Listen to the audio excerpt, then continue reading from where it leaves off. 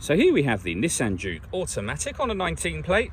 I'm going to start off by showing you around the outside of the car, and then we'll hop in and run through some controls on the inside. But from the outside, you can see it's a 5-door car with alloy wheels and tinted windows. Let's start off inside the boot and then work our way around the rest of the car from there. So as we approach the boot, you can see we've got plenty of space in there, along with that 60/40 split folding rear seat. And then this tray section will lift up and remove to reveal lots more space should you need it.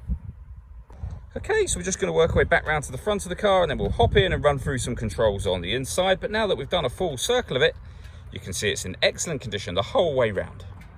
Just briefly before we climb in, I think it's what we're seeing the interior from this exterior point of view. There's plenty to run through on the dashboard, so let's hop in and we'll do that now.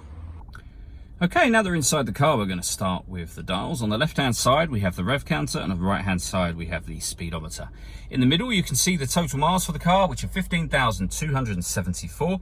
In that section, there's also the fuel gauge, the coolant temperature gauge, and it will show you what gear this car is in. We're in park at the moment. If we back out to the steering wheel, on the left-hand side, we have stereo and phone controls, and on the right-hand side, we have cruise control and speed limiter. Over in the center is where you would pair your phone, amongst, of course, many other things, and this is all touchscreen, but we won't pair it just now. When it comes to music, we have the radio, we have FM, AM, and DAB, as you can see. If you want to listen to your own music, you can do. We've got the CD player just there. This car's also got auxiliary and USB inputs, and you can stream your music wirelessly via Bluetooth audio as well. On top of that, we have satellite navigation. There's a full video showing how that works, which you can find on our website and on our YouTube channel. And if I pop the car into reverse, you'll see the 360-degree parking camera. So we have a reversing camera there and a bird's eye view image of the car parked in the space that it's in above that, or next to that, I should say.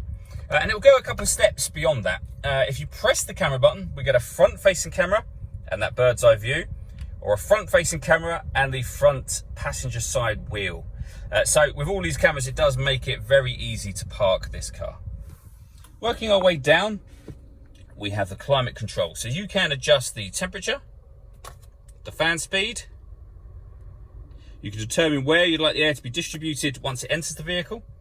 When you're happy with those settings, you turn the air conditioning off in this case, and then back on again with this button just here. Or push this one in, and you'll put the car in auto. The car will take control of the fan speed and the direction of the air to maintain that temperature you've asked for. You can override that by readjusting the fans and putting it back on your own setting here.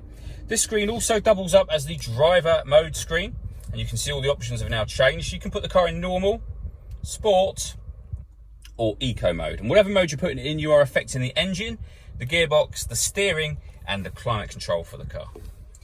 We then have the auxiliary and USB inputs that I mentioned a moment ago, and a 12-volt charging socket over this side, the gear lever for the fully automatic gearbox, and then driver and passenger heated seats. All that leaves me to say is thank you for taking the time to watch this video. If you'd like to come and see the car in person and have a test drive, please feel free to call any of our MJA sites. We'd love to hear from you soon.